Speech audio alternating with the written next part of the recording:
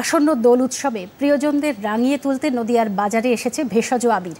নদিয়ার নাকাশিপাড়ায় মহিলারা ব্যস্ত এই আবির তৈরিতে। একটি প্রতিবেদন।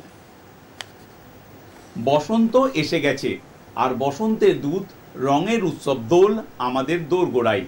এই উৎসবকে আরও আকর্ষণীয় করে তুলতে প্রাকৃতিক উপায়ে তৈরি ভেষজ আবির প্রস্তুতিতে ব্যস্ত হয়ে পড়েছেন নদিয়ার নাকাশিপাড়ার একটি ফার্মার্স প্রডিউসার কোম্পানি।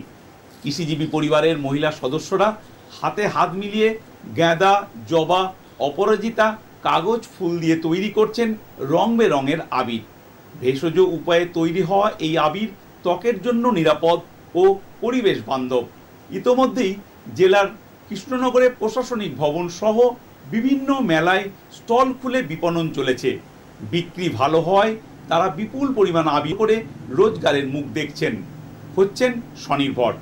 কয়েকজনের কথাই, আমি ছিলাম গৃহবধূ, আমি আবির তৈরি করে স্বনির্ভর হয়েছি এবং 2 পয়সা ইনকাম করছি।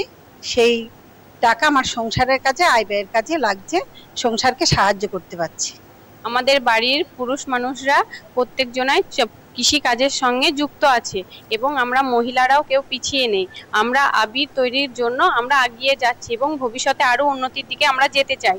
সকলে পৃথকভাবে চাষের সঙ্গে যুক্ত, ফুল চাষও হয় তার সঙ্গে সঙ্গে।